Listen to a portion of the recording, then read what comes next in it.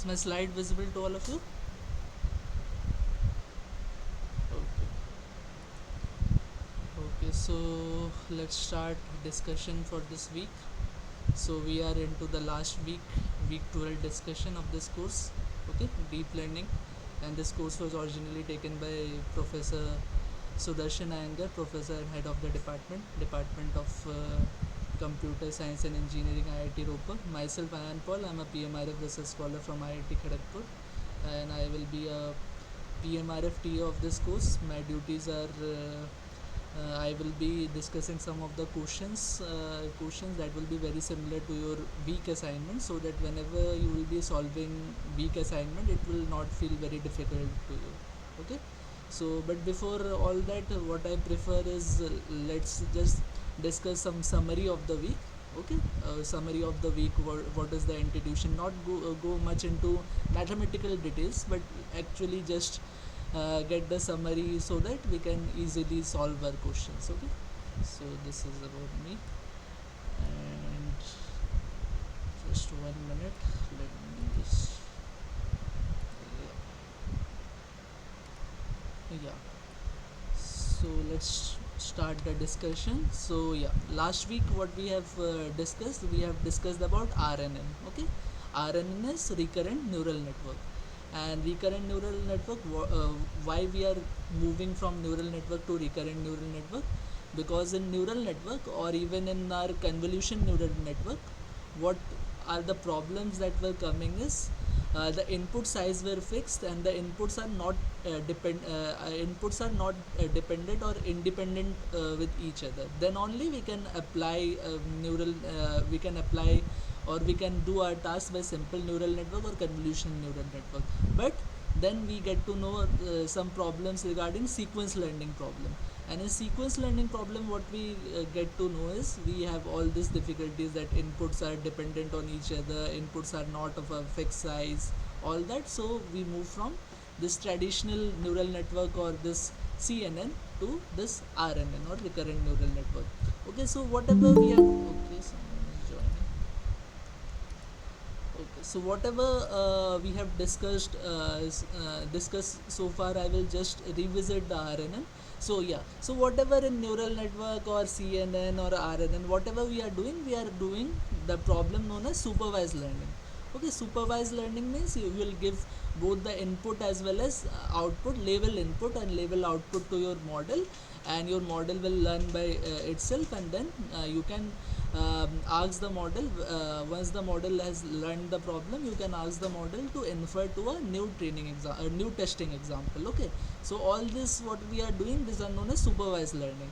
So in supervised learning we have 5 important things that you should always remember. One is the data, second is the model, third is the parameter, fourth is the loss, and fifth is the algorithm that we are using to optimize our parameters so that we can reach to the minimum loss. Okay, these are the 5 things that we always use in our RNN. So this is the task of this auto completion of words to form a sentence. So this are the inputs. The one in the orange are your inputs, and this middle layer, or you can say the blue color boxes, these are your hidden states, and this green color boxes is your output. Okay, and this is an example of a recurrent neural network. Why it is a example of a recurrent neural network and not a simple feed forward neural network? Because in feed forward neural network we have only the information going from in the forward direction. Okay, not in the backward direction, but here the information is also going in the backward direction or recurrent. We are using recurrent because this hidden state are actually connected to each other. You can see the blue color boxes are actually connected to each other. So if you are taking just this layer, and you just consider it as a simple feed forward network, what will happen is in this hidden layer we are also getting information from the previous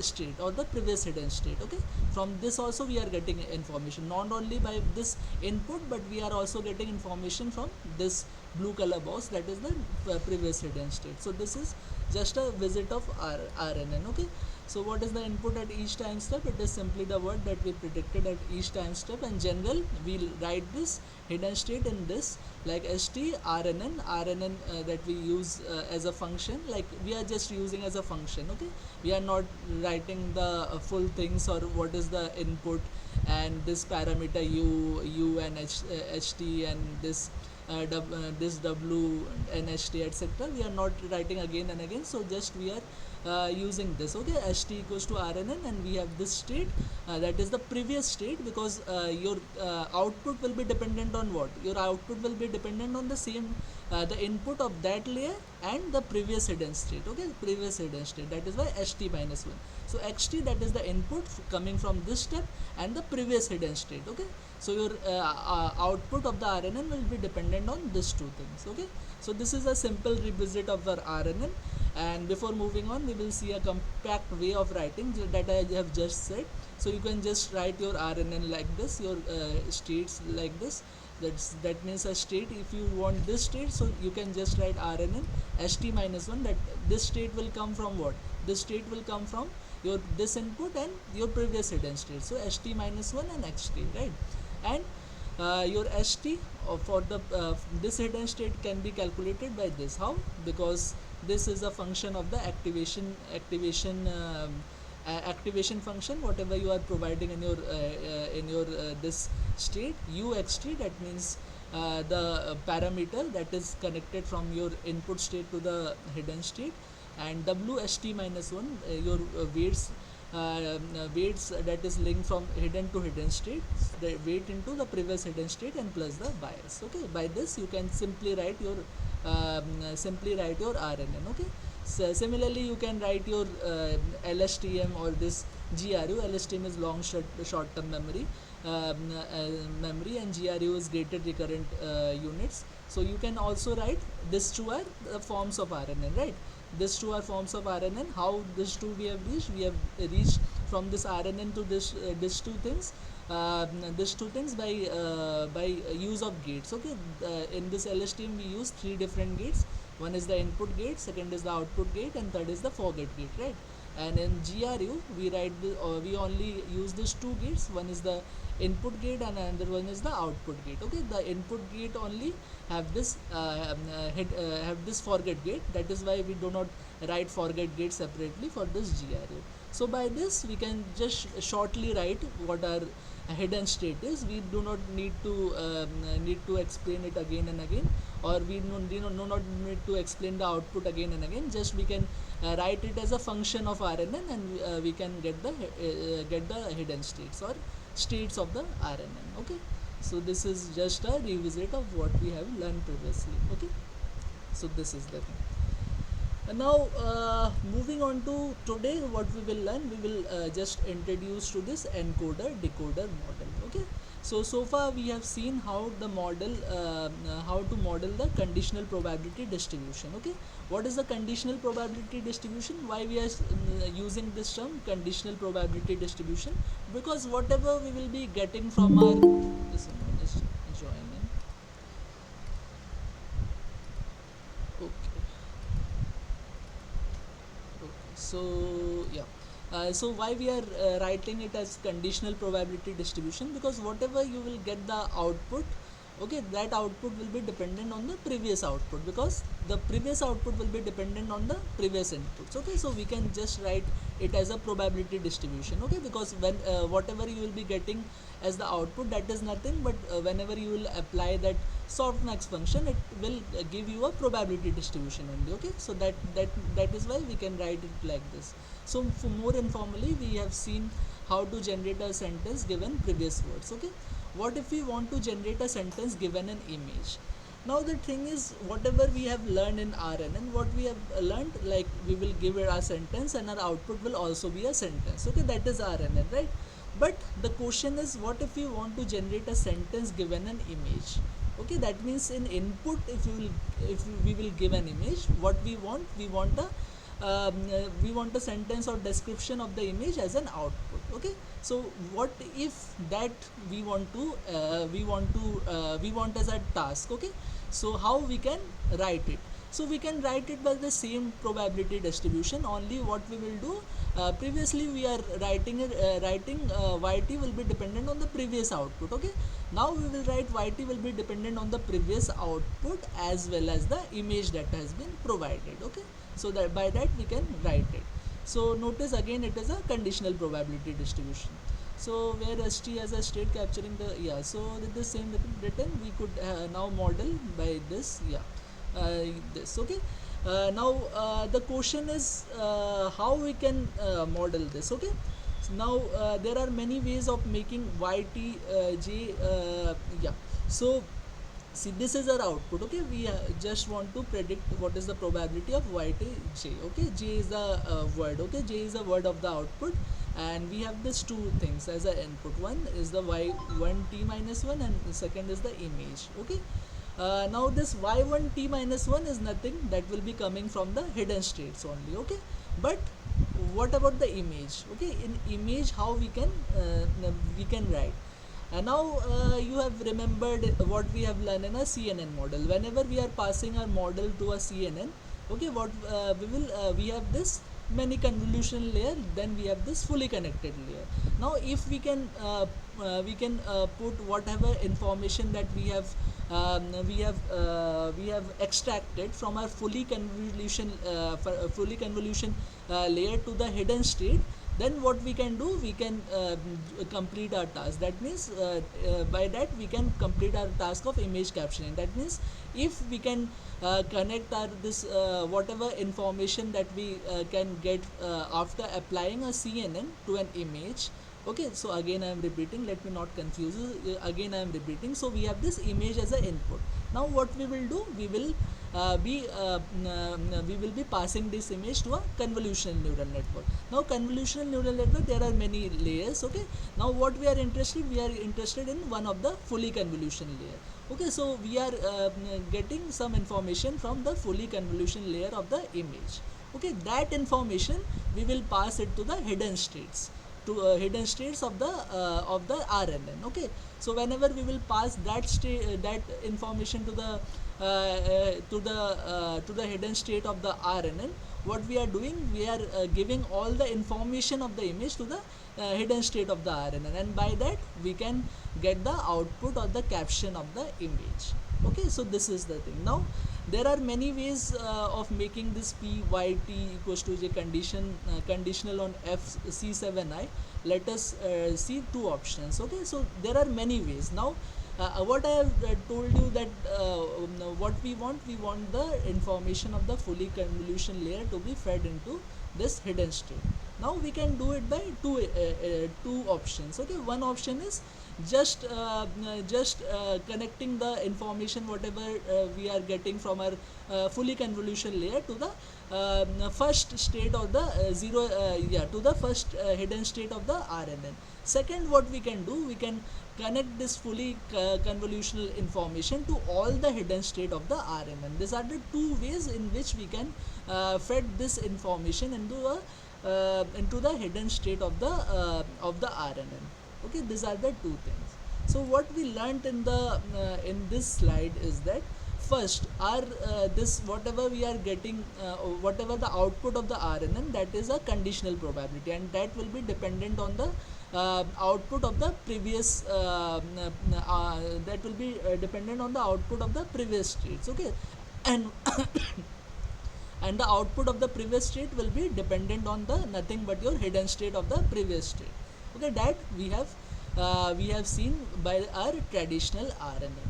Now our question is, what if we want as an image as an input, and we want to generate a text as our output. That means we want to generate the caption of the image in the output. What we will do if we have this task in hand? Now what we will do, we will write it as the same thing, just we will earlier our output is dependent on the previous outputs, and that will be dependent on the previous hidden state. Now what we will do is, our output, we will say our output will be dependent on both our previous hidden state, or you can say, for instance, you can say this hidden state only, because this hidden state will also be connected to the previous hidden state. So this hidden state as well as our output will also be dependent on the image that we are providing. By that we can simply write our output function. Okay, this is the thing. Now the question is, yeah, yt minus 1 or the yt minus 1 is nothing but the hidden state. The hidden state we can get it by a traditional RNN, but how we can get the information of the image? So how we can get information of the image? If we can pass the image to a CNN and get the information from the fully connected layer of the CNN, we can get the information of the image too.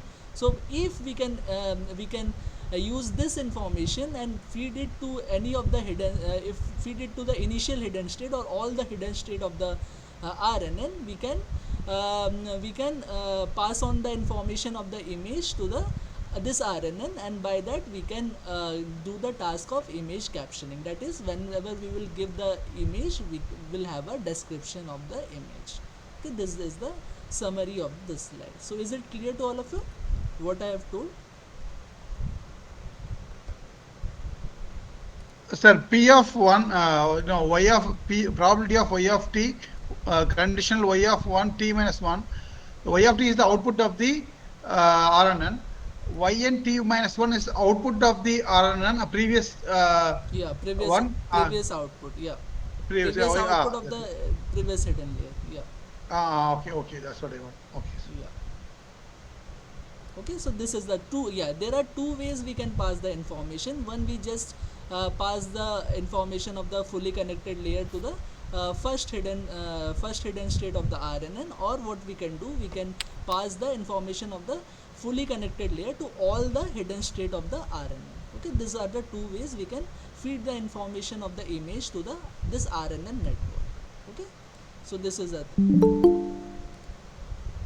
Okay, someone is joining.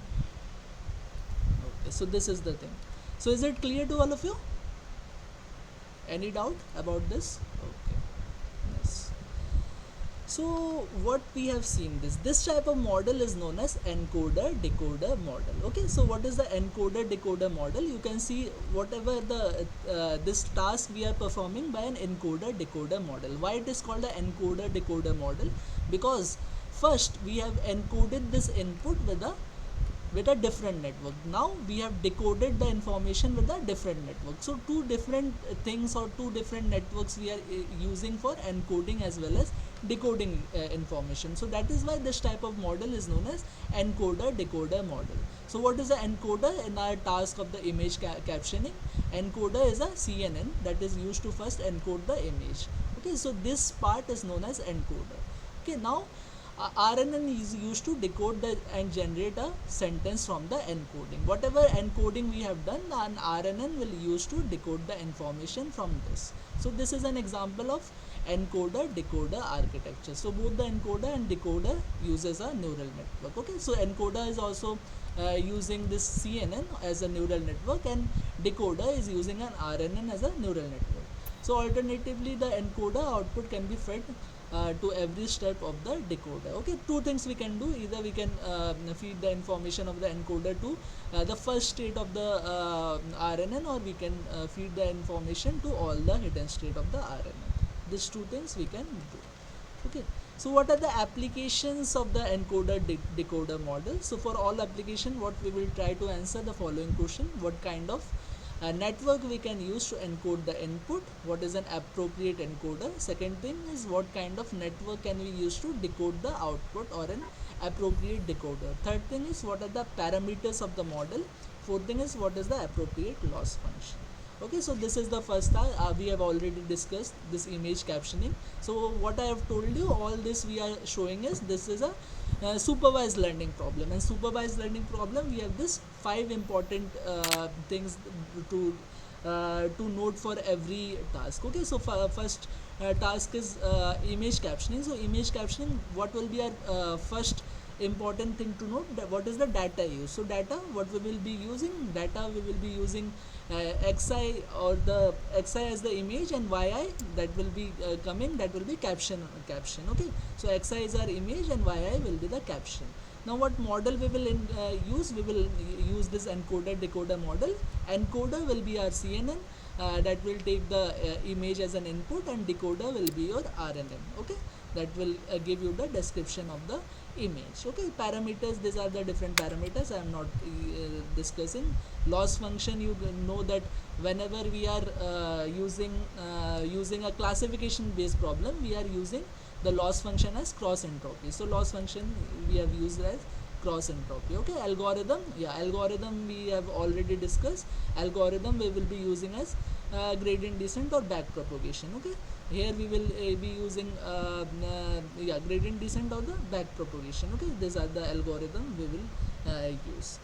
Now this is the second task. Second task is known as image questioning answering. Okay, that is IQE. Okay, image questioning answering. That means you will be giving as an input.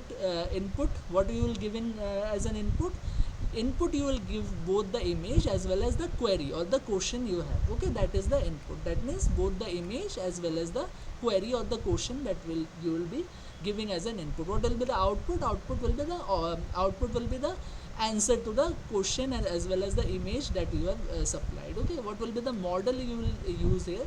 Model, in previously we have only an image, but here we have input as image as well as the question that you are providing. So both the thing you have to use to encode the image, you have to use a CNN, and for encode the question that you are asking, for that you have to you have to use an RNN. And decoder you have to use here.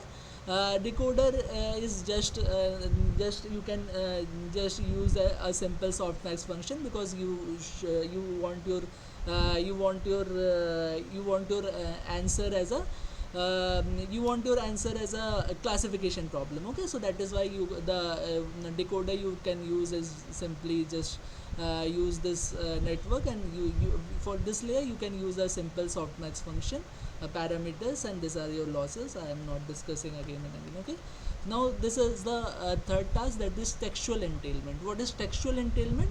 Textual entailment is given a premise, you want to see what is the hypothesis. Okay, that means for example will be your input will be your premise. That means like it is raining outside, that is input. What will be a hypothesis? Hypothesis is the ground is wet. Okay, so input you will give and output will be a hypothesis. Okay, so for that encoder model, as here we are using a textual thing or textual thing. So here you will be textual thing or a sentence. So here you will be using encoder as an RNN. Okay, and decoder also same thing. You are getting an sentence as an output. So that is why the here also you will be using an RNN. So encoder as well as decoder, both you will use an RNN, and these are your parameters, losses, etc. Okay, now this is the fourth task, that is machine translation. Okay, machine translation means input you will just give a sentence as an English sentence, and output that the machine will convert into a different language sentence. Okay, so like input you are giving like I am going home, and this is the output in the Hindi translation, that is मैं घर जा रहा हूँ. Okay, so this is the thing. So here as you are using a sentence as an input, so whatever so the encoder model that you will be using is RNN, and you are getting output as a sentence. So again the decoder model you will be using is RNN. This textual entailment and machine learning, this is exactly the same, only here we are using a here we are our input is premise in the textual entailment, and we are getting output as hypothesis. Here we are just giving a sentence called as source. Okay, someone is joining. Yeah, here we are giving a sentence as input as source, and we are getting an sentence as output as target. Okay, so this is the thing in machine translation. Same task, same formula, everything is the same, only here we are here our input and output is called different, here our input and output is called different. Otherwise these are the two similar tasks. Okay, then we have this task of video captioning. Now in the task of video captioning, what will be our input? Our input will be a video. What will be our output? Our output will be a description of the video. Okay, so that is video captioning. So model, what model we are Now video, what is a video? Video is a group of image that is run frame by frame. Okay, that is video. That means video is kind of image. That means we have to use a CNN.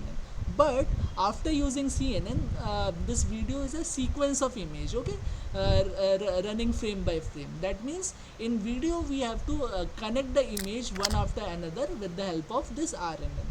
Okay, so CNN we will be used to encode the image, and after our encoding image is done, you will be using a RNN. And what will be a decoder model? Decoder model, as we are getting a description that is in the form of sentence. So in decoder model we will be using the this RNN. Okay, so this is the thing. Someone is joining.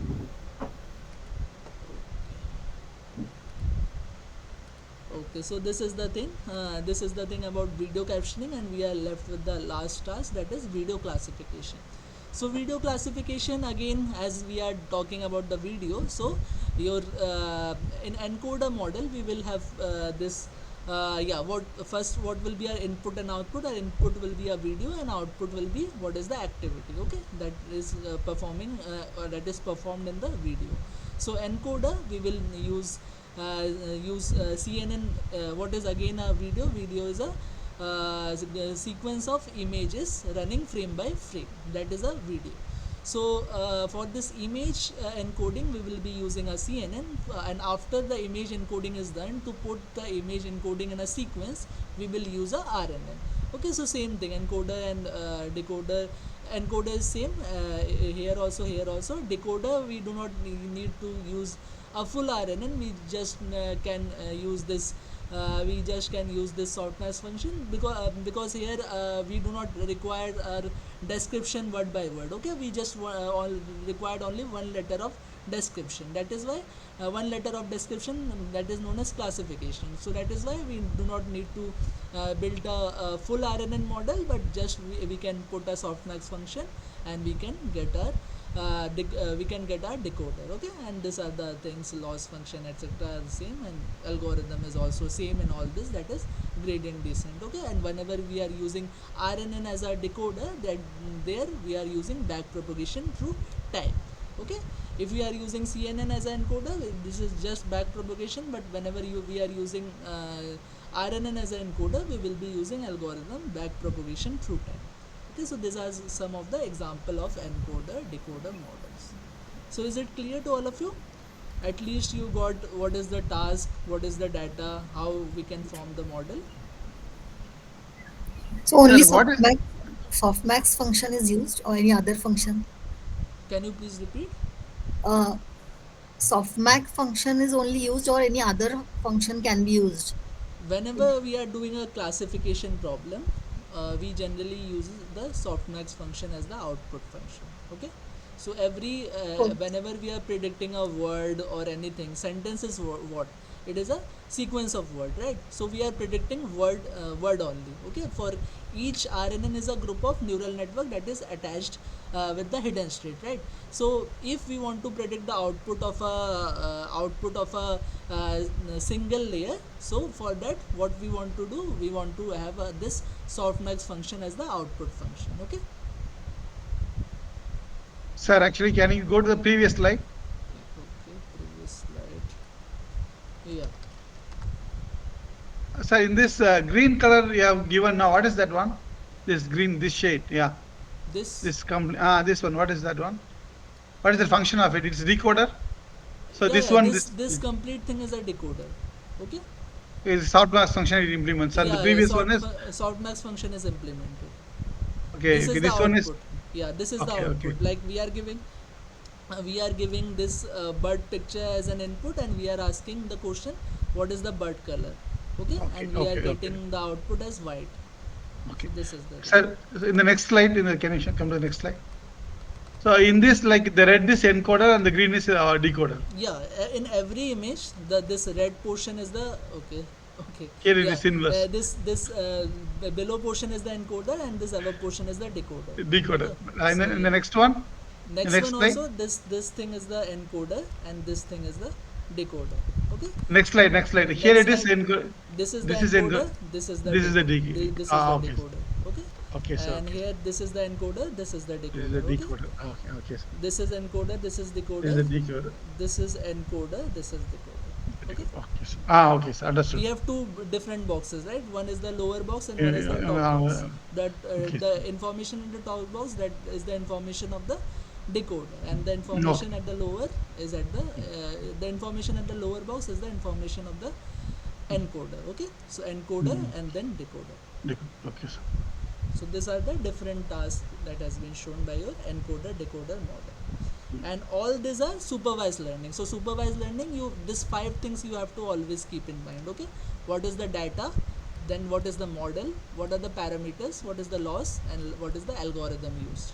These are the five things that you always have to remember, whether it be a neural network, whether it be a RNN, whether it be a this encoder decoder model, anything. Okay, all these are supervised learning. So five things you always have to understand. Okay, if you have been given a task, you have to write all these five things. Okay, what can be the data, what can be the model that can be used, what should be the parameter, okay, what should be the loss function, and which algorithm you will use to optimize the parameter to reach the minimal loss. Okay, minimum loss. Mm. These are the things.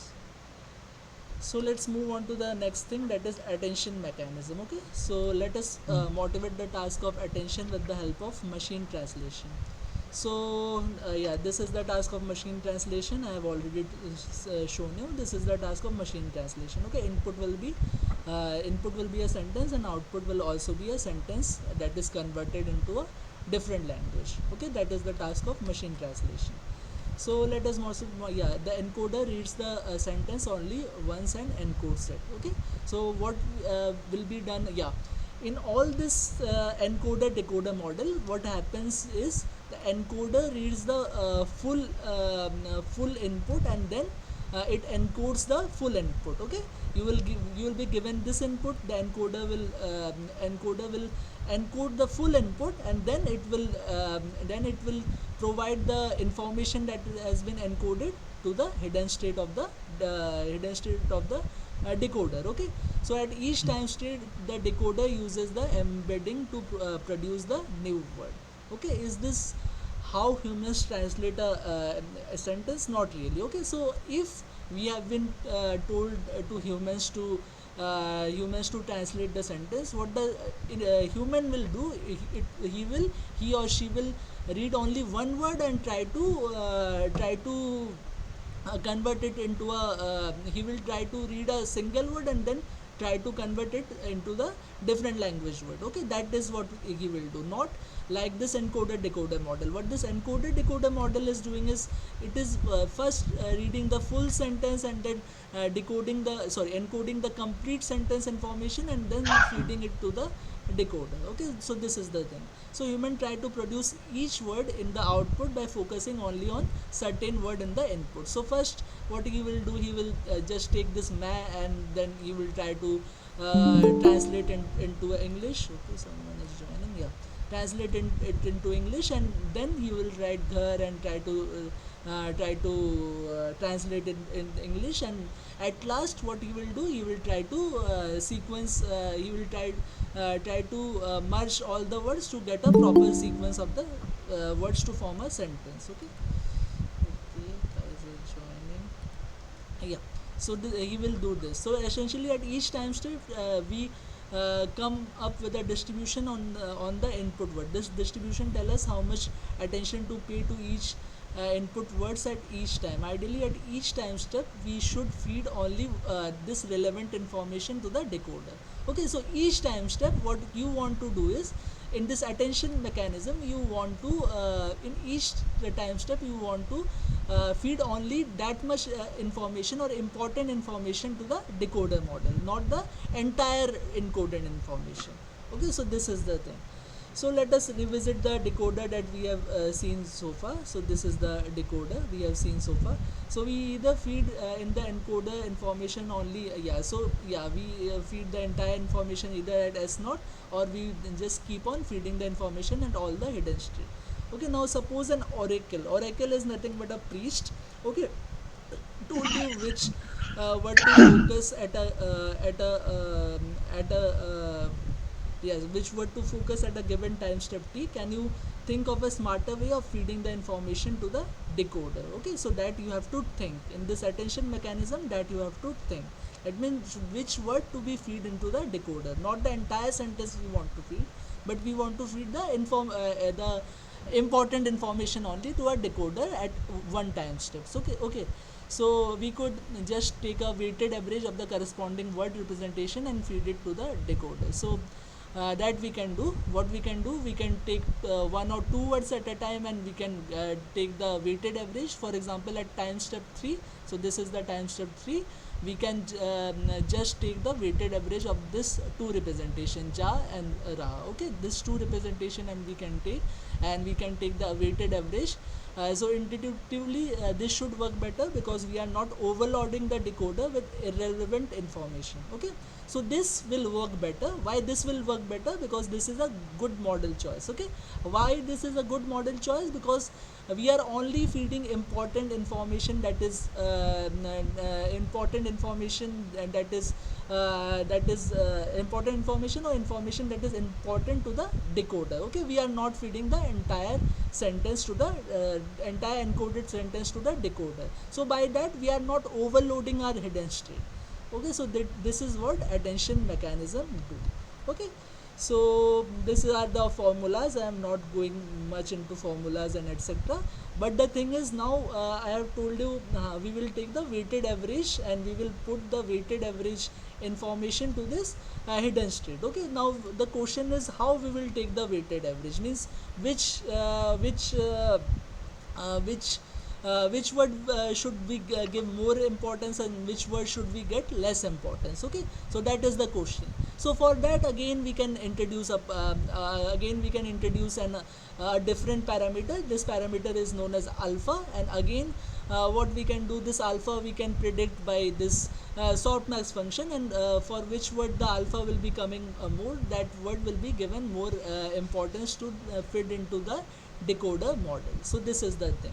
Now as for this alpha, what will happen is, for this alpha our number of parameter will get increased, because for the calculating this alpha we have to introduce different parameters into this network, so that we can get this parameter alpha. So that is why a number of parameter increases in our attention mechanism, our attention mechanism encoder decoder model. Okay, so earlier encoder decoder model we will have less number of parameter, but now we have to predict alpha also. But that means which words of the encoder are more important to feed into a decoder, so that is also important. So for learning this parameter alpha, we have to use more number of parameter into this encoder decoder model with attention mechanism, if we compare with a simple encoder decoder model. So this is the introduction of the attention mechanism of our encoder decoder model.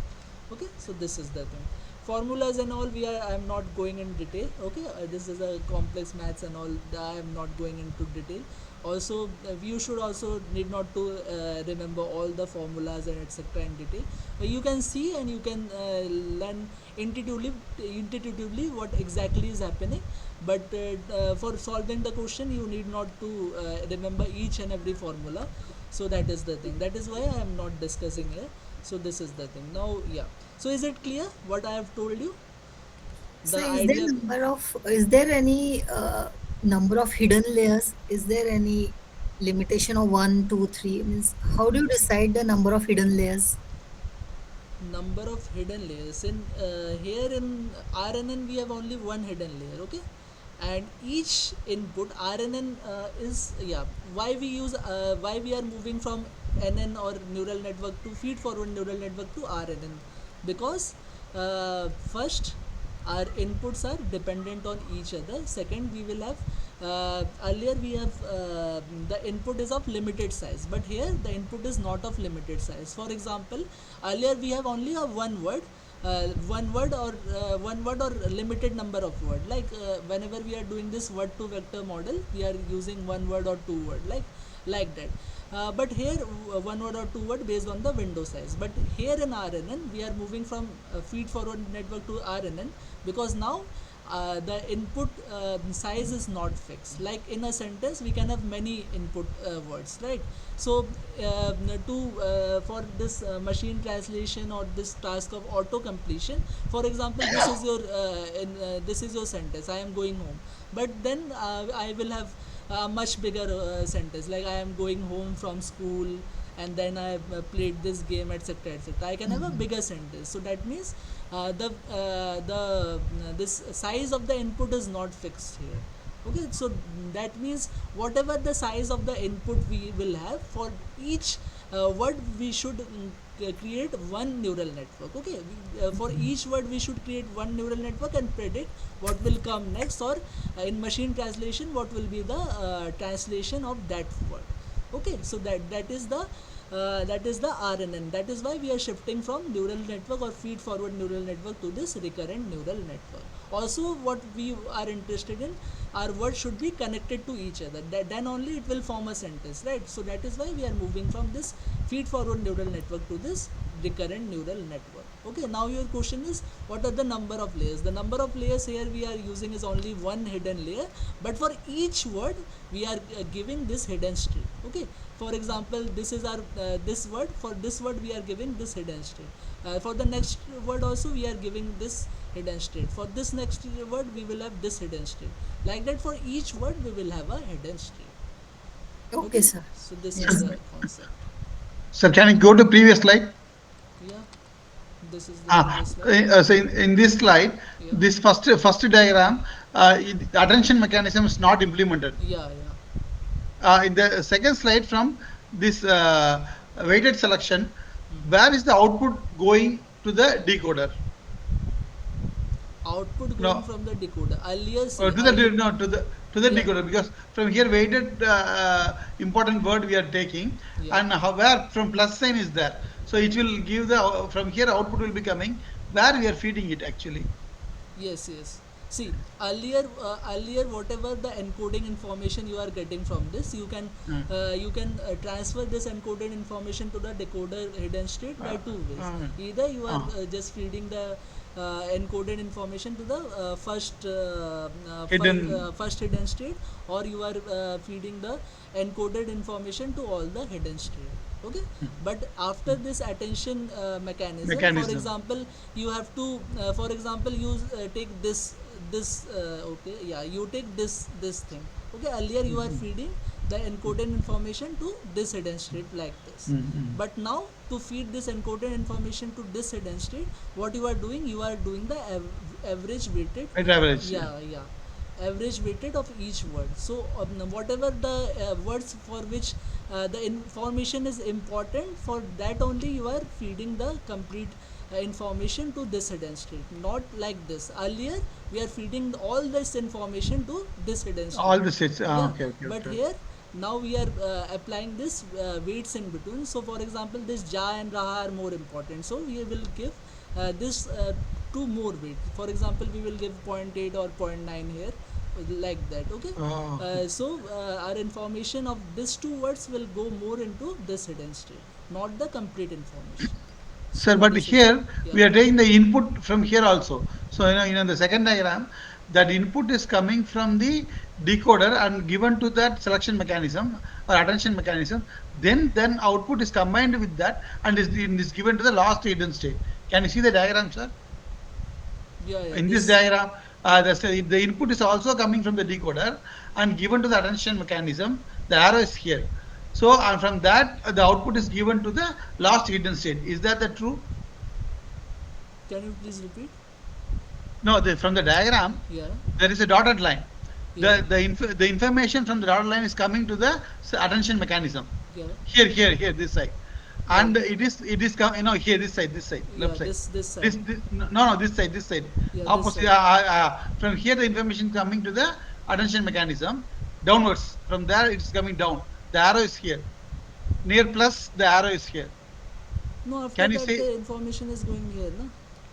No. From here, it is coming. From decoder, the information is coming to the plus sign. Can you see that?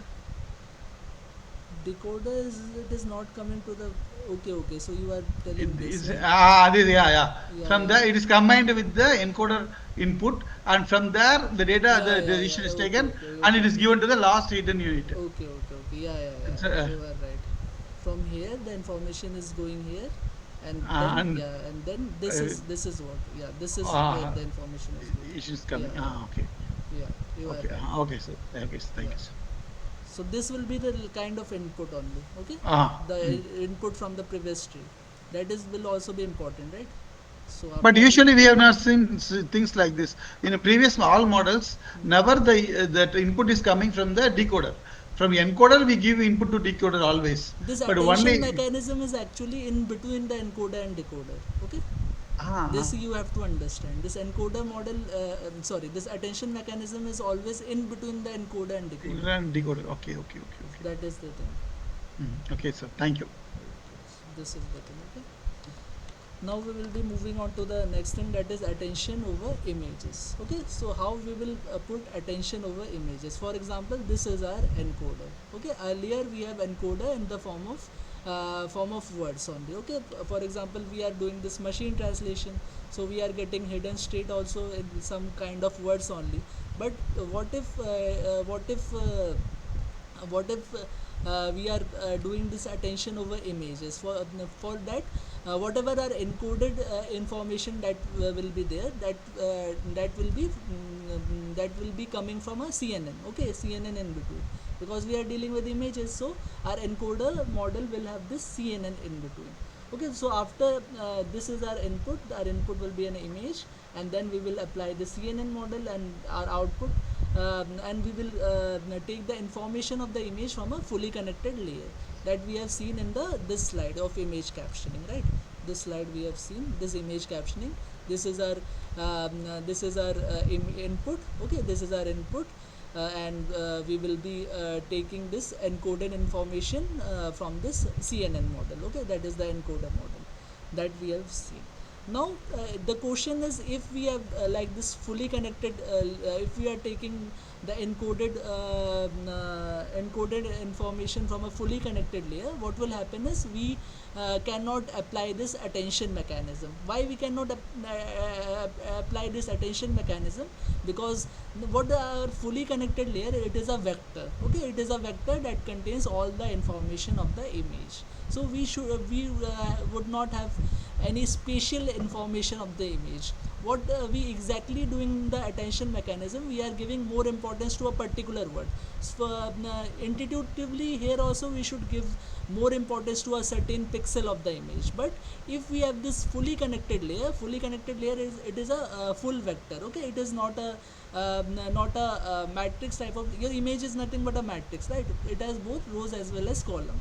So okay, but a fully connected layer is a vector. Okay, vector means it will not contain the spatial information. So if it does not contains the spatial information, you cannot explain in the attention that you cannot explain that how you can apply attention mechanism, because here attention mechanism means you should give attention to a particular pixel of the image. But if we are taking information from a fully connected layer, that thing won't happen. So to avoid this, if we are applying attention over images, what we will do, we will not take the fully connected layer as the encoder. Okay, we will not take the encoded information from a fully connected layer. Rather, we will take the encoding information from any of the convolutional layer. If we will take encoded information from any of the convolutional layer, what will happen is our spatial information will get conserved. Okay, in this fully connected layer, a spatial information would not be conserved. But in convolutional layer, our spatial information gets somewhat conserved. Even when the code that I have shown you, where we have seen what is the embedding that we are getting from convolution layer, fully connected layer, etc. What we will see is from the first convolution layer, etc., you will get more information of the image. But as you keep on moving from one convolution layer to the next convolution layer, and at last the fully connected layer, the information is very blurry. Okay, so that is the thing. So to avoid this, what we are doing whenever we are doing applying this attention mechanism in this when our encoder is a CNN, in this what we will do, we will take the encoded information from a convolutional layer only, not a fully connected layer. So this is the theory. Okay, so earlier what we have seen, we have taken our information from the FC7, that is the 7 fully connected layer, but now we are applying this attention over images, so that is why we will take the information or encoded information from any of the convolutional layer. For example, let's say we are taking information from this convolution layer. So by doing this, we can give attention to a particular pixel, because in convolutional layer a spatial information get conserved, but in this fully connected layer spatial information does not get conserved. Okay, so this is the theory how we are putting attention over the images. So is it clear, at least intuitively, what we are doing?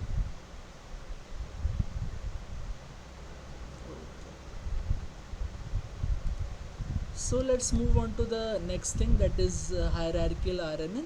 Okay, so yeah, so thus far you have seen the encoder decoder models, and now what we are interested in this topic known as hierarchical RNN. So hierarchical RNN, where can it be used? It can be used as a very good application of this is the chatbot.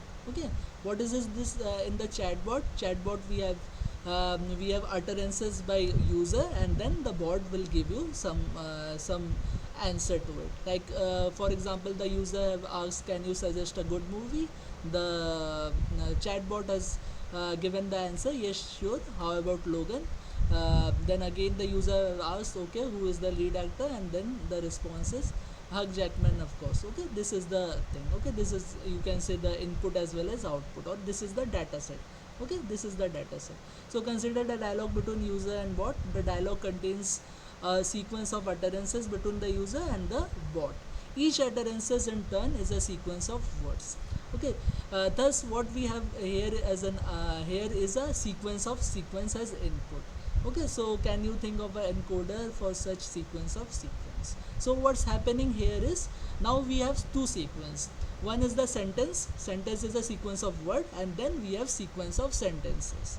Okay, so utterance is nothing but sentence, so we have this sequence of utterances and we have this sequence of word to form a utterance. So this type, whenever we are using this type of problem, so that is this type of problem is known as a sequence learning problem in a sequence learning problem.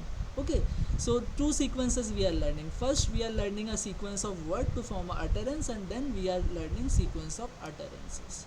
Okay, so if we want to apply a neural network for such type of problem, the neural network that we use is hierarchical RNN. Okay, so we could think of this two-level hierarchical RNN encoder. So now our encoder will be of two level. Okay, the first level RNN operates on the sequence of word in each utterance and gives us a representation.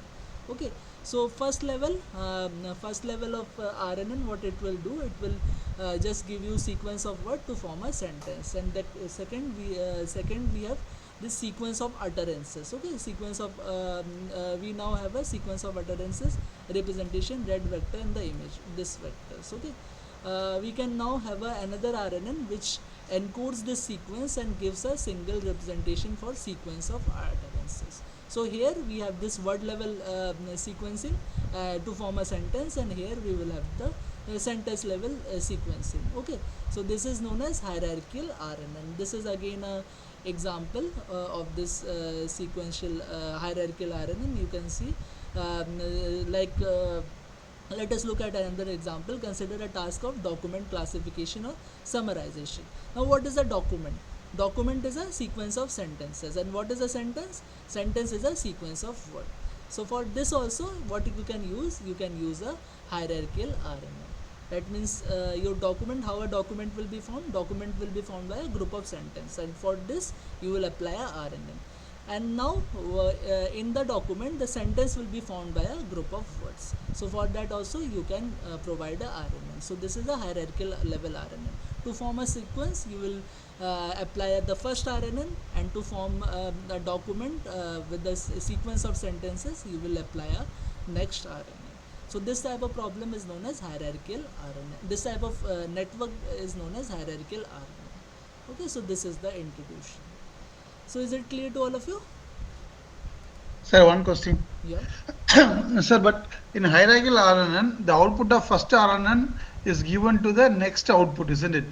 Yes, yes. The green color from the output is the second RNN. It also combines the output of the first one and the second one and gives to the third. Yeah, yeah. Like that, so previous input also considered, previous output of all the RNNs are considered in final decision making and given to the decoder. Yeah, yeah, yeah. That only, right? Yeah. Because So, how a sentence will be formed. Sentence will be formed by a group of words. How the sequence of utterance will form. That will be formed by sequence of sentences. So okay, okay. ultimately, the all the words will be responsible for the sequence of utterances also. Okay. So that So is how. not parallelly given. It's like No, all no, these no, no, words are. no, not parallelly given. It is a series type of network.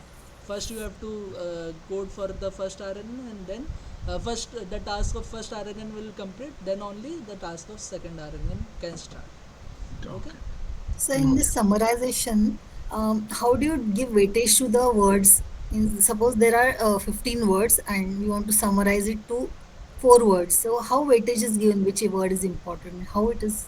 That will be given by your attention mechanism only. If you want weightage like what is important, etc., for that attention mechanism can be given in for Sir, word we level. don't have attention mechanism now, sir. We don't have here no attention Here mechanism. also you can give attention mechanism.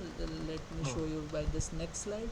So here Ah. also you can give attention mechanism. For example, for this example only, how would you model attention in such hierarchical encoder decoder? We need attention at two levels. Okay, first we need to attend the important or most informative words in a sentence. Then we need to attend the important most informative sentence in the document. Okay, so by that we can summarize the document. Okay, so two level encoding, two level attention mechanism we are giving. First we are doing this word encoding. Okay, and then we are Sentence. giving this word attention, then sentence encoding, and then sentence attention. So this is how we can summarize this. Okay, so this is the thing.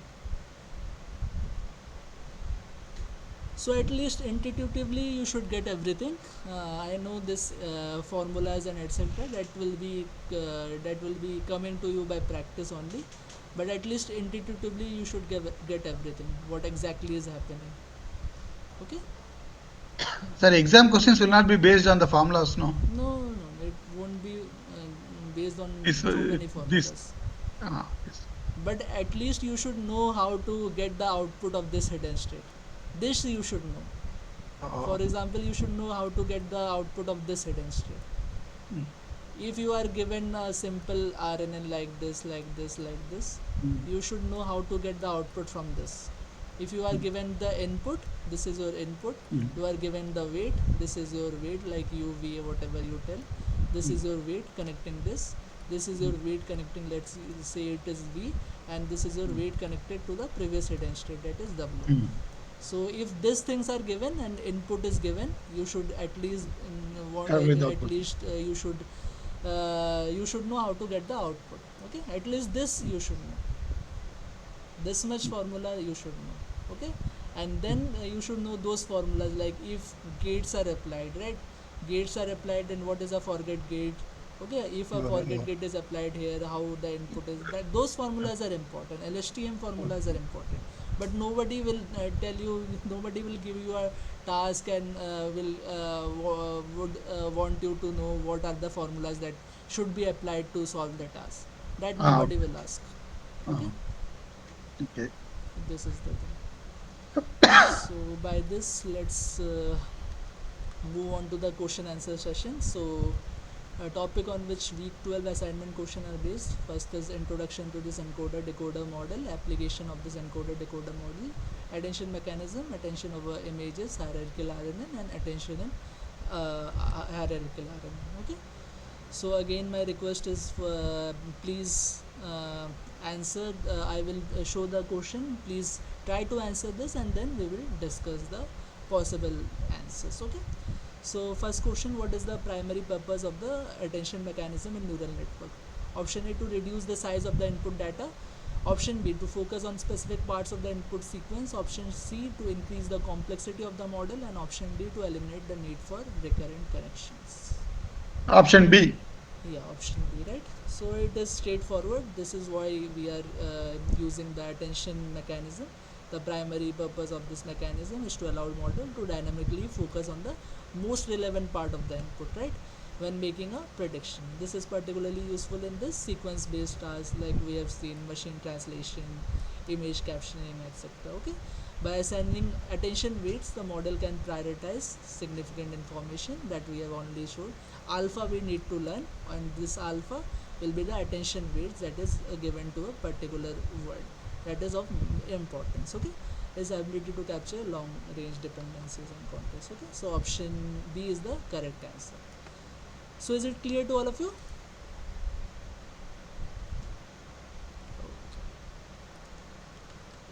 Now let's move on to the next question. If we make the vocabulary for an encoder decoder model using the given sentence, what will be the size of our vocabulary? This is the sentence: convolution in neural network excel at recognizing patterns and features within images, enhancing object detection accuracy significantly. Option A 13, option B 18, option C 14, and option D 16. So any guesses for that? 13. 13. Okay, so how many words are there? You just have to count. So 1 2 3 4 5 6 7 16. 8 9 10 11 12 13 14 15 16. Okay, this is the 16 first words. step, but this is not the only step. Second step, you have to see that whether all the words are unique. We have to count only the unique words. Okay, for unique words will only form the vocabulary, not the repeated words. So is there any words that is repeating? No, sir. So I won't see any words that are repeating. So 16. option D is the correct answer. Okay, so this is how you have to solve it. Okay, so you have to keep it in mind that you always count the unique words. Okay, if there are repeated words, so for repeated word you have to count only words once. Okay, so this thing you always have to keep in mind. In exam, this silly type of mistake you can do. You can just see the sentence and just count the number of words, and you won't count the unique words. Okay, so this unique number of unique words are important. So always remember that you have to count the number of unique words, not the total words. Okay, so option D 16 is the correct answer. So is it clear to all of you? Yes. So this is the third question. Which of the following is a disadvantage of using an encoder decoder model for sequence to sequence task? The model requires large amount of training data. The model is slow to train and requires a lot of computation. The generate output sequences may be limited by the capacity of the model. The model is prone to overfitting of the training data.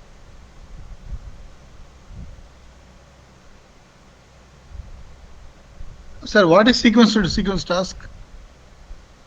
Sequence to sequence task means you can consider anything like encoder decoder model. All the tasks you are using is sequence to sequence task only, right? Like video captioning. Okay. Video Oh, captioning is a sequence to sequence task, like that. Means sequence is the video that is used as an input, and output will be a caption. Okay, that caption will be a sentence, and that sentence is also a sequence. Okay, so this is the thing. So any guesses by this? Any guesses for this question? Yes, see, the generated output sequence may be limited to the capacity of the model. Yeah. So one of the main disadvantage of this encoder decoder model for sequence to sequence task is that entire input sequence is compressed into a fixed length, that is context vector, by the encoder. Okay, so whenever we are encoding the information, the entire input sequence is compressed to a fixed length. Okay, that will be dependent on whatever the like fully convolutional layer or whatever the layer you'll be applying before applying at the encoding step. Okay, so encoding step, that is why the model, the generated output sequence may be limited to the capacity of your encoder model. Okay, whatever the you are using, you are doing this image captioning. For doing the image captioning for encoding, you will use a fully connected layer as your encoding layer. Okay, you will use a fully connected layer. So the generated output may be limited to this fully connected layer only, because the size of the fully connected layer will decide how much the number of words you will be getting in your output caption. Okay, so this is why this is the disadvantage of this encoder decoder model. For sequence to sequence, the generated output sequence may be limited to the capacity of the model, rather capacity of the encoder model. Okay, so that is the limitation of this encoder decoder model. Okay, so is it clear to all of you?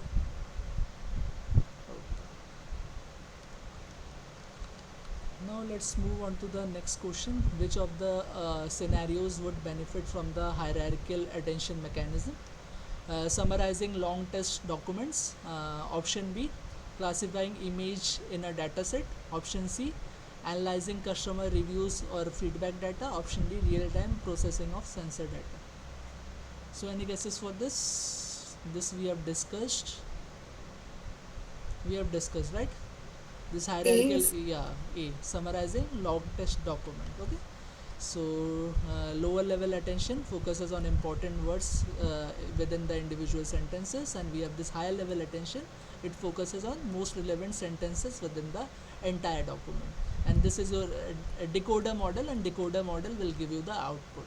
Okay, so decoder model will give you relevant sentence, focuses on most relevant sentences within the entire document, so it will be giving you most relevant sentences, and by this most relevant sentences you will be getting the summary of your document. So option A is the correct answer. Okay, so this is also we have discussed that this hierarchical attention mechanism can be used for this summarizing long test document.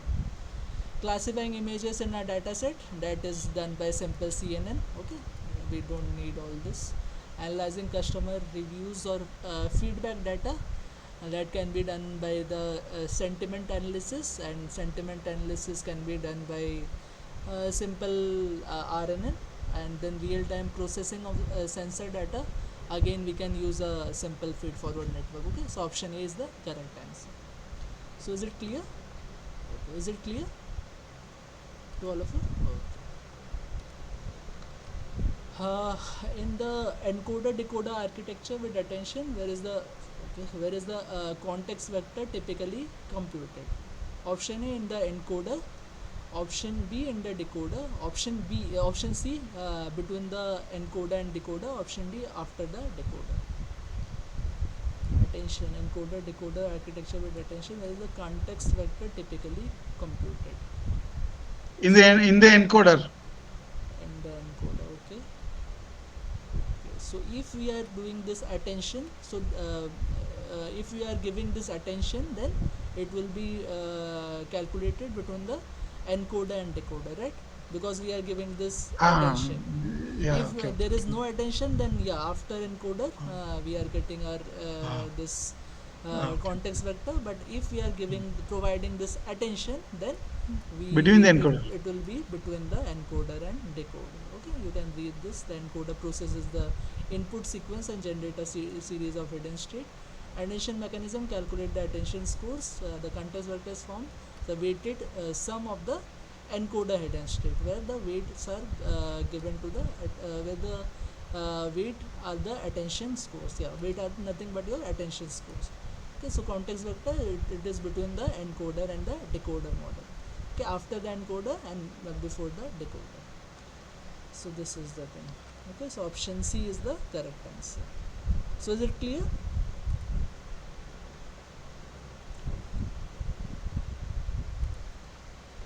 Let's move on to the next question. Which of the following is not a component of attention mechanism? Option A, decoder. Option B, key. Option C, value. And option D, encoder. Yeah, someone is Sir, telling me. what is key and value, sir?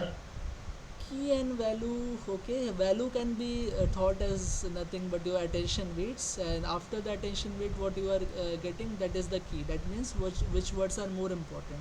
Okay, so Okay, okay, that okay. can be called as a key. So actually which of the following is not a component of attention mechanism. Your key and value are component of attention mechanism. Okay, this decoder and encoder are not part of your attention mechanism. Okay, encoder, then attention mechanism, then decoder. Okay, so the encoder and decoder are not part of your attention mechanism. Okay, core components are query. I don't know about query.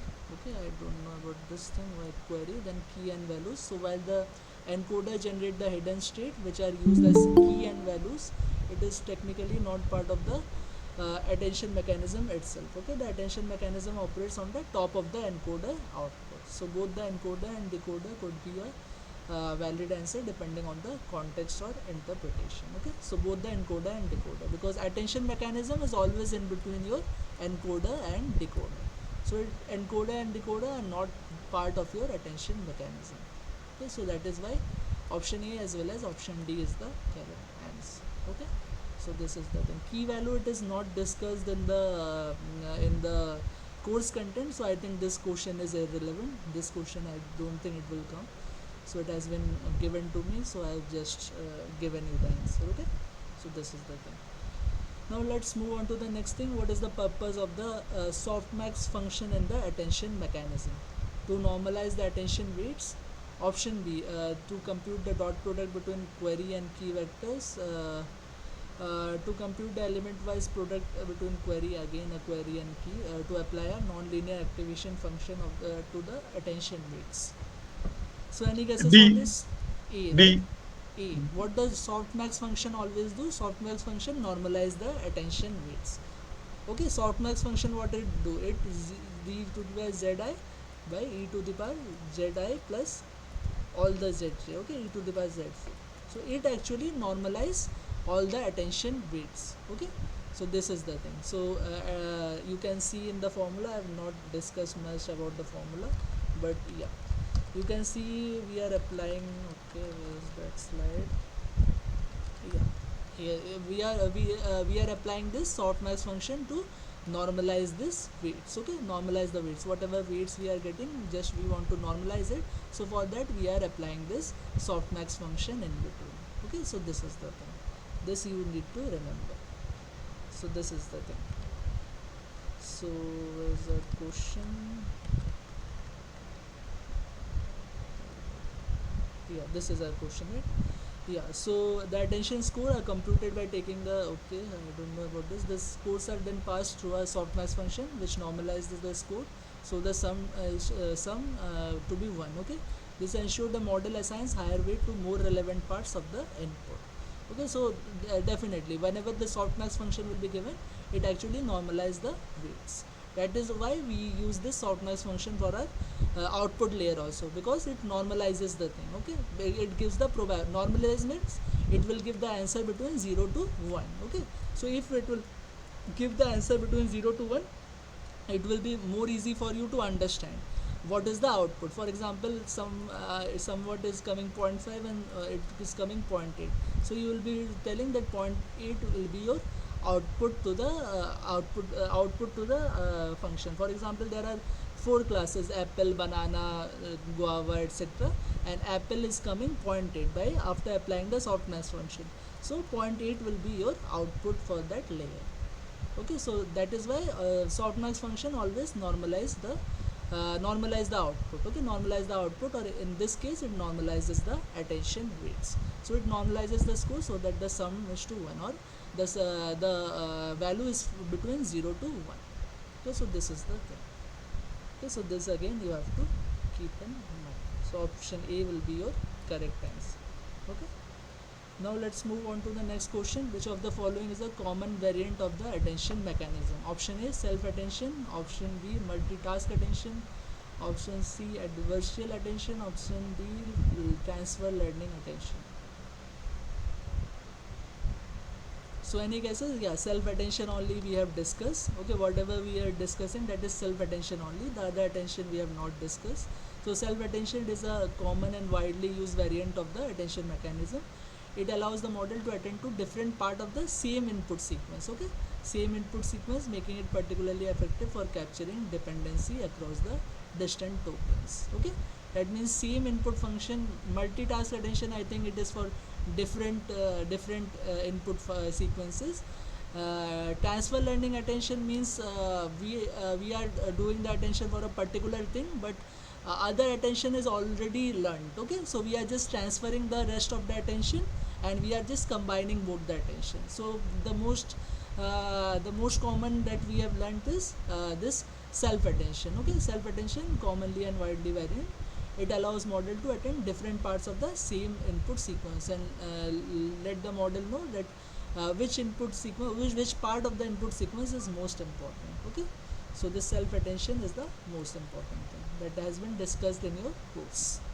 So Sir, I option, have a question. yeah, Uh, please. Sir, I have that for transformer model architecture, Yeah, which attention mechanism is used? Additive attention, multiplicative attention, dot product attention. I have that question. For additive transformer model architecture, which attention you use? Addition attention, multiplication attention, or dot product attention? I have no transformer idea. model actually we have not discussed. Yeah, but it is the question So is there. Oh, okay, so exactly we have to study and then we can tell. It is a okay. what attention we use for this transformer mechanism. So yeah, I can add the theory in the next class, by the next class, for this transformer Okay, sir. based. That will be good, I Ah, think. okay, Okay. sir. Okay. Now, which of the following output function is most commonly used in the decoder of an encoder decoder model for translation task? Option A sigmoid, option B relu, option C softmax, option D tanh. Softmax. Softmax, right? Everyone know, because we are doing this translation task. So translation task, the output will be nothing but words. Okay, as the output will be word, and that is a classification task. So for classification we use a softmax function. So option C is your correct answer. Okay, so this is the thing.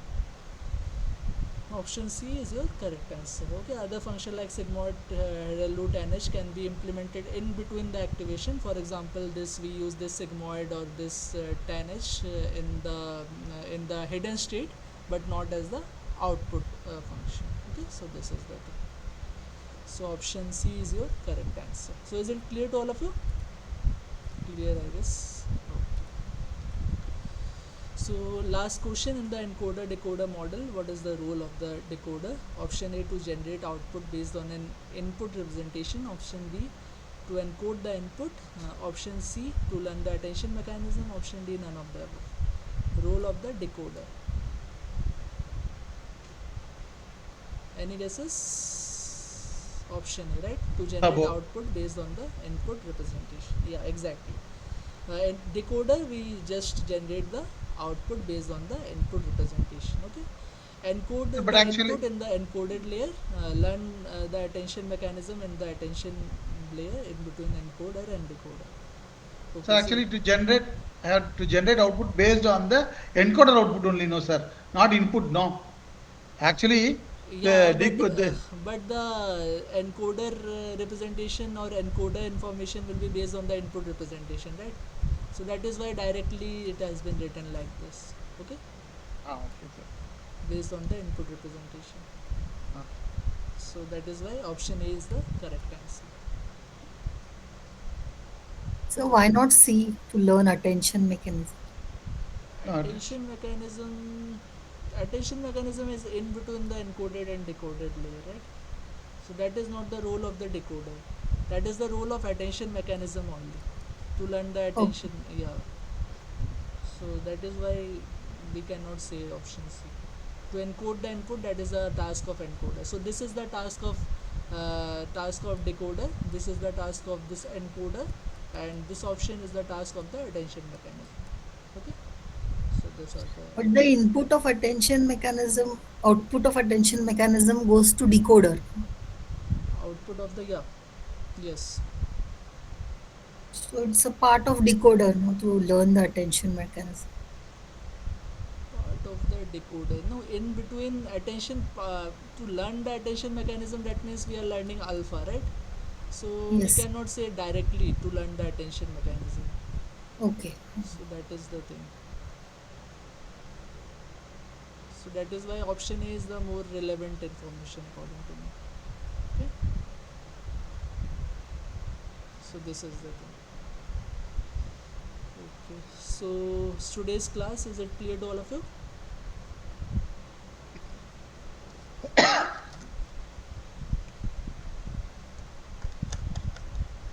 Okay.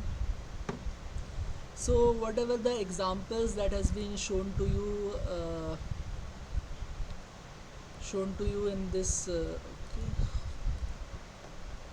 whatever the examples that has been shown to you, like all this, these are actually not very easy to encode and decode. For example, image captioning and etc. These are actually not straightforward. You cannot just apply an RNN model and you cannot like all this example that has been shown to you. Where are the examples? Yeah, all the example here that has been shown to you, that has been shown for theory, right? But it is very difficult to learn a full RNN model and then decode it. So that is why practically it is challenging. These are shown only for how you can just mathematically show that what will be your encoder model, what will be your decoder model, etc. So to code this, it is actually difficult. For example, to code this, everything should be perfect. For example, your RNN, like for example, a video sequencing, your CNN model should be perfect, then your RNN model should be perfect, and then the RNN model generating the captioning should also be perfect. If you have all this perfection, then only you will get a great model. Okay. So that is why these things, whatever has been discussed, this is more on theory. Okay.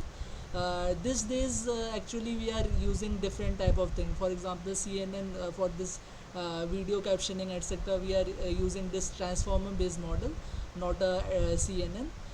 So let me show you a code that will be more clear to you, that what we are using these days. So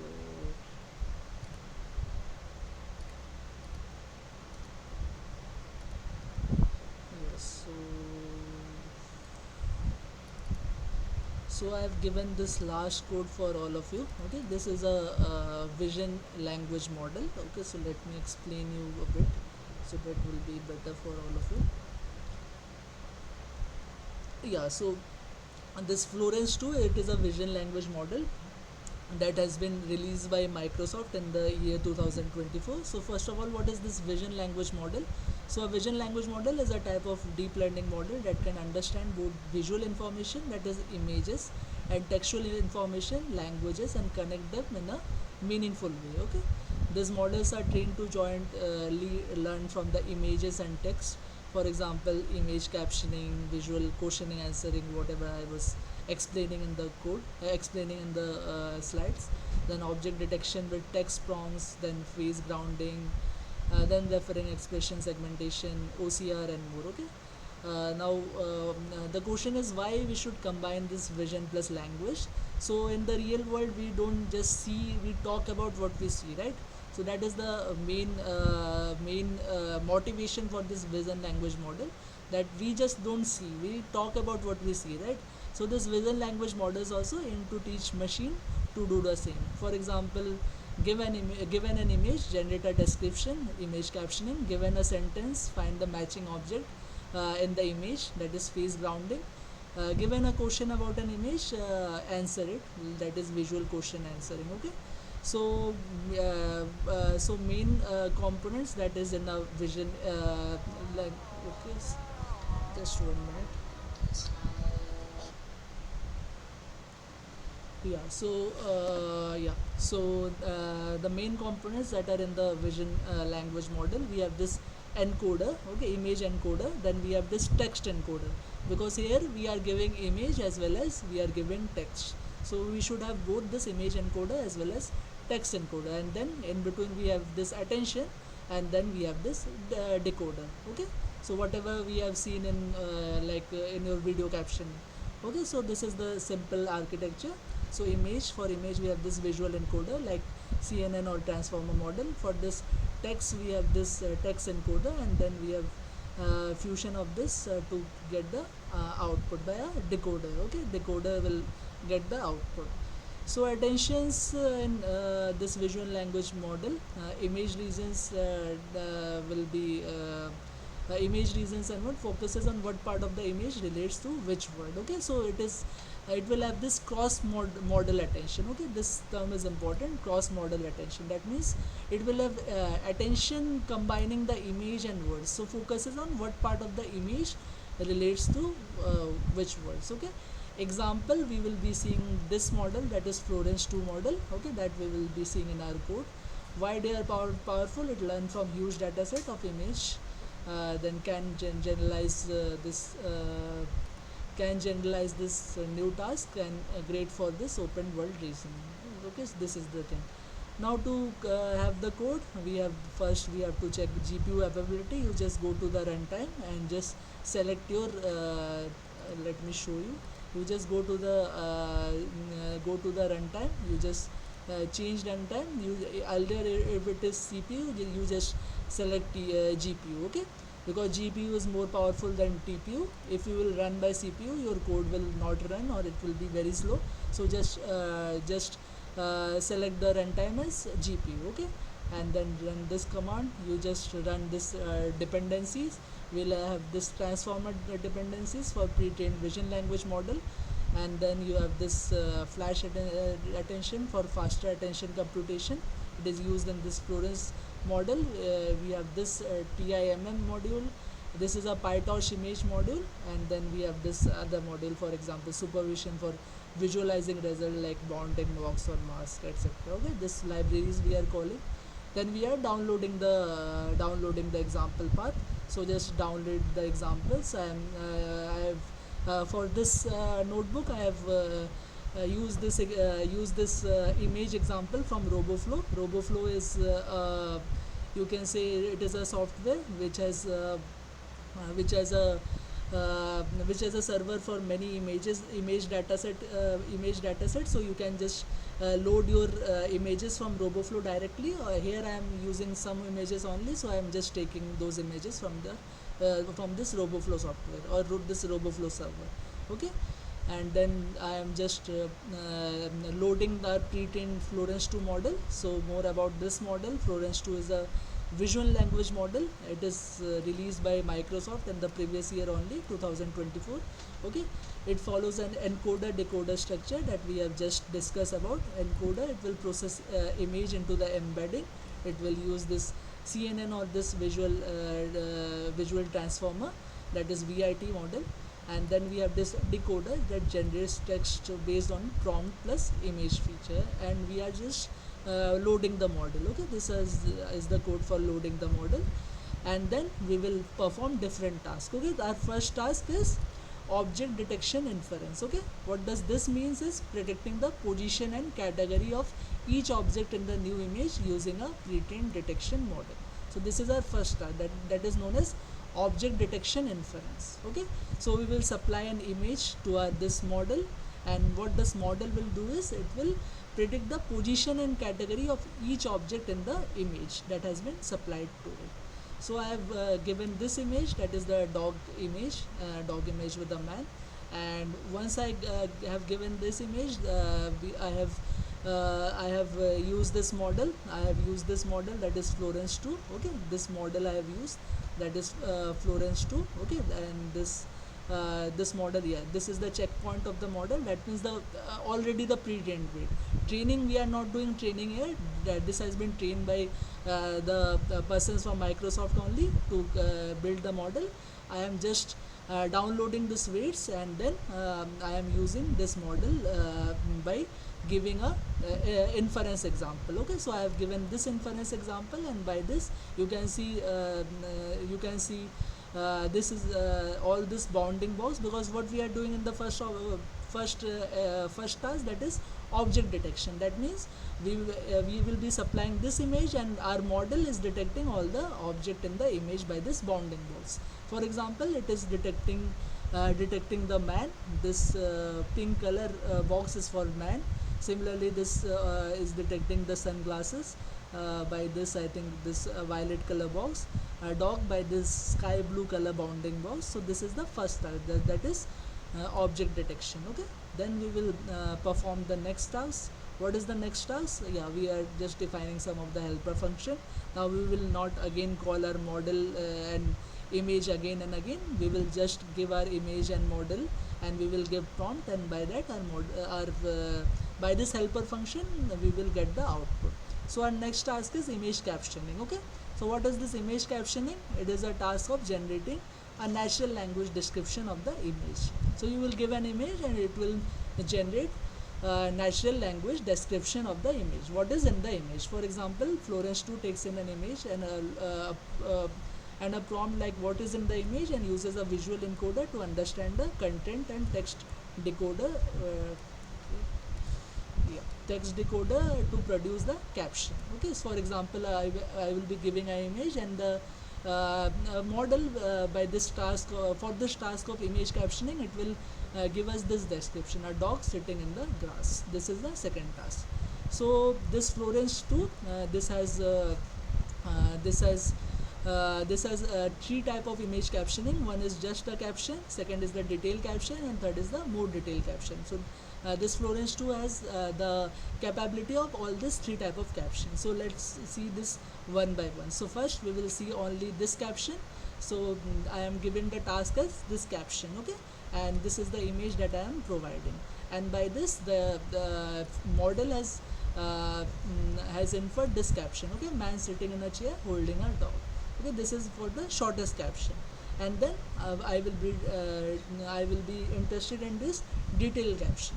So then I have given this detailed caption, and this task is for detailed caption, and for this detailed caption I am getting this caption. In this image I can see a person on the chair holding a dog, then there is a cup and a mobile on the table, there are chairs and table at the back, there is a building, and there are trees.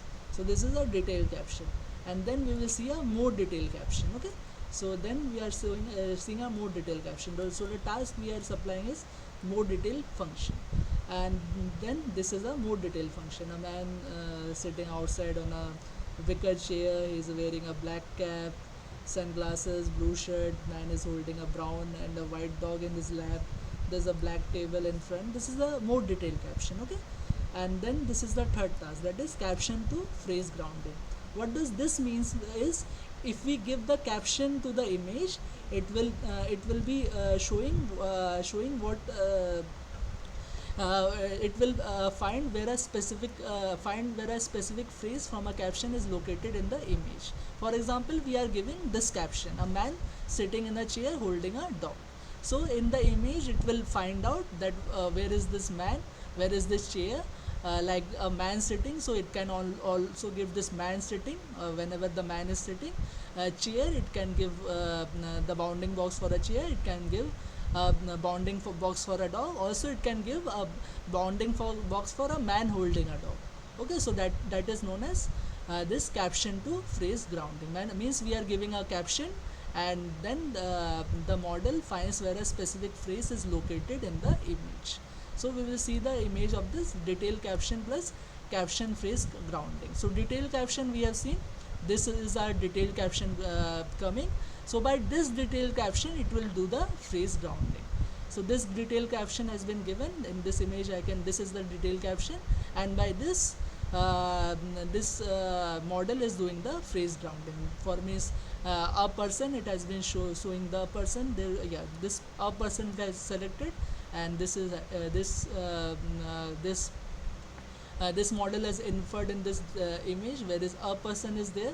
Then these are the chairs, then a dog is there, like a dog, it has selected a dog, and it has this formed a bounding box with the dog. Then chairs, table, etc. These are single objects, so it has singly done the it has individually done the bounding box inferences. Okay, so this is the thing. This is a task number task number 3. Okay, now let's move on to the task number 4, that is open vocabulary detection. This is also one of the most important thing. So what is this open vocabulary detection? It is a task for detecting and labeling object in an image without being limited to fixed set of class labels. Okay, so this is the thing. So it is a task for detecting and labeling object in an image without being limited to fixed set of class labels. That means already whatever we have pre-trained our image, it has been trained on a specific number of classes. For example, it has been trained for like 80 number of classes. But now what we will do, we will give the open vocabulary detection. Now with this open vocabulary detection, our model can also detect those objects also that are not trained in our pre-trained model. Okay, so that type of the thing is known as open vocabulary detection. For example, the text here we are giving is fingers. Okay, so our model will detect fingers even if this finger is not pre-trained in our model. This model will train our finger. Okay, this model will detect our finger because the vocabulary that is given for detection is finger. Okay, task is open vocabulary detection and image you have to provide. Okay, so that is why our model is detecting only finger. So this is our fourth task, that is open vocabulary detection. Now let's see on our next task, that is dense region captioning, that generates a multiple detailed caption each describing a specific region of image. So this is the dense region captioning. So okay, dense region captioning means it will take a region and it will do a dense captioning. Okay, earlier it is captioning only one two word window, but now it is doing a dense captioning. For example, this man with the beagle dog in the outdoor cafe, and then this is again a dense caption, man with the dog on the wicket chair, and then this something written black and white high top sneakers. Okay, so this is known as dense region caption. Earlier we are doing just caption with just a window of one or two words, but now we are doing this task of dense region caption. Okay, and then you can see this OCR. OCR is again a most important thing, that is optical character recognition. So it is a task where model detects and read text from an image. So if in your image there is some text written, so your model will read that text. Okay, so we have two variation. One is OCR with reason and second is just OCR. So OCR is with reason means it will also give a bounding box where your text is. For example, in this car we have this text in this reason, this it has not read it. So again this is some limitation of this model. So this it has not able to read, but this it has read. So this it has read, this it has given caption, also it has given the bounding box. So that is why OCR with reason. Okay, if we are just doing OCR, for example, this is again OCR with reason. I am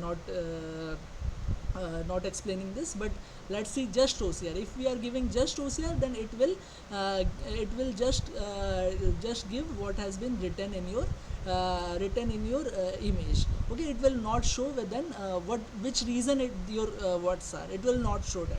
It will only give you recognition of what has been written on your image. Okay, this is the task 6. Then we have this last task, that is referring expression segmentation. So in this, whatever the text we are giving, for that only it has been segmenting. Okay, what is this segmentation?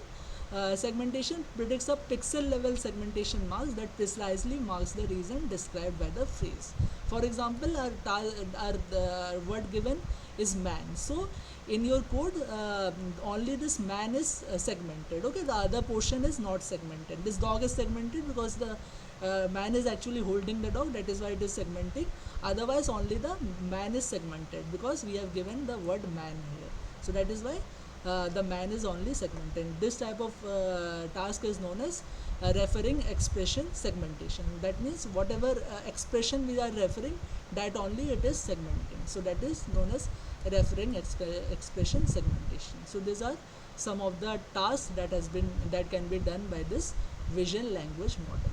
So it has been written a formula inside. Yeah, we have this encoder, image encoder, that we can use CNNVIT, that uses this feature vector and text prompt feature, text prompt plus feature decoder then transformer. Yeah, let's leave all this. So this is the thing. Now this transformer is one such thing that has been used again and again. So earlier, whatever the things that we do for this CNN, by this CNN, but nowadays we are using this transformer for all this tasks. So CNN, a model designed to extract local features. So whenever we are doing CNN, so it is a model used for local feature from the image. Okay, convolutional filters. Okay, strength is spatial patterns. Limitation has a limited repetitive receptive field. Okay, only looks at a local neighborhood unless stacked deeply. That means as we are using our convolutional neural network, so our convolution filter will be on a local region. Okay, not on the complete complete complete neighborhood or complete space of the image. Okay, until we are using so many filter like our VGG etc model, we are using so many convolution filter again and again. Okay, that is why our model was able to learn well. Otherwise, if we are using only a single or two three convolution filter, then it can only extract local feature. Okay, not the global features. Okay, then we have this attention mechanism. We all know attention mechanism. It focused on important parts of the input. Okay, an image can be used to focus on specific reasons. Mathematical idea, attention, think where to look, how much to look. Okay, this is the thing. Attention over images, that is the thing. Where to look and how much to look. Where to look will be given, where to look and how much to look. How much to look, that will be given by our weights alphas. Okay, so that is attention mechanism.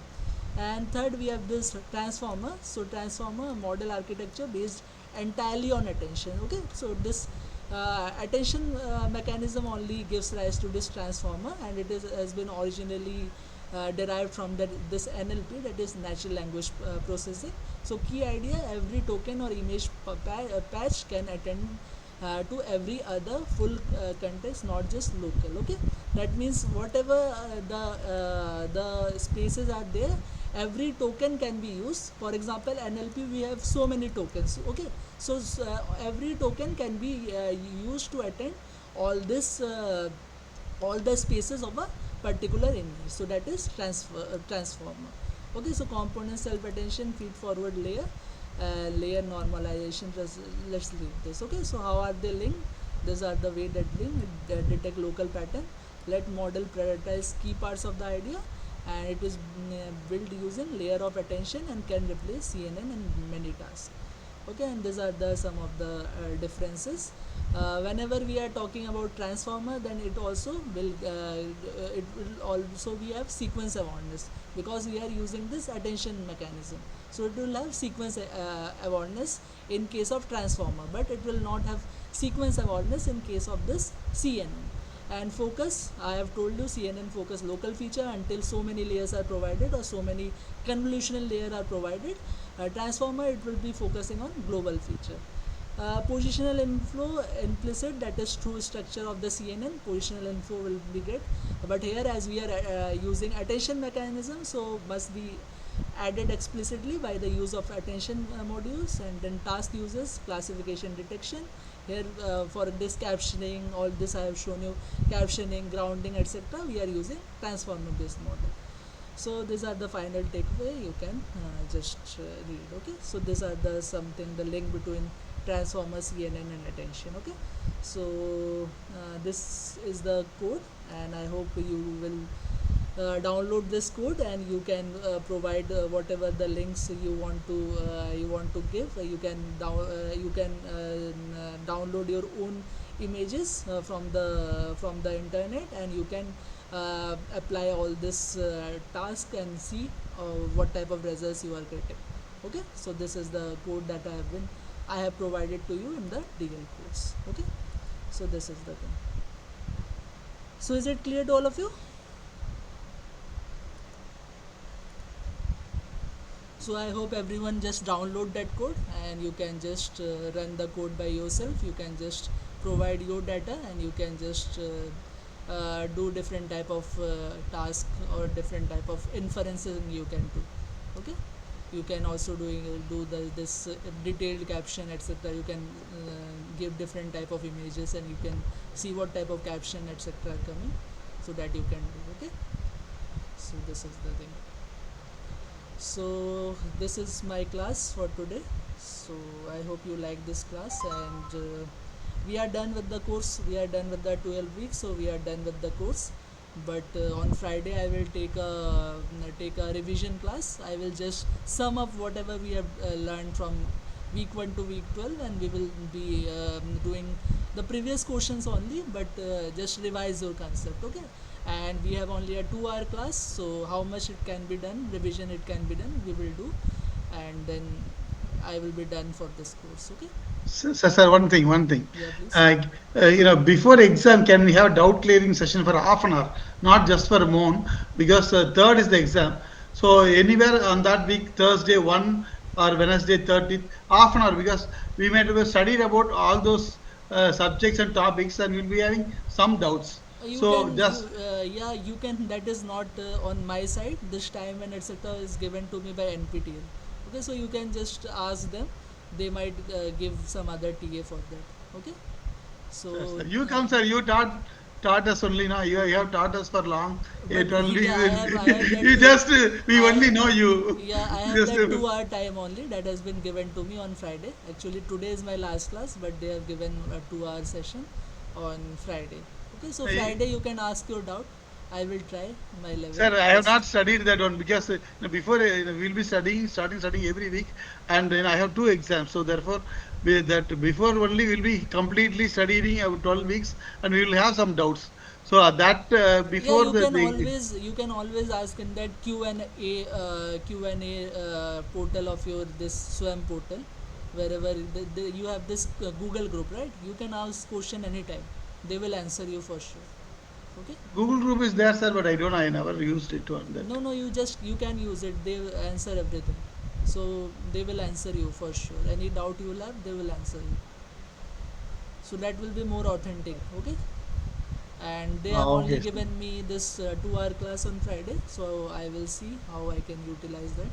So Okay, we sir. will see. Actually, we will be doing the previous question only, but we will discuss what are the important question and etc. and what you need to learn more. Okay, learn more Okay, or sir. Thank remember those things we will discuss on Friday.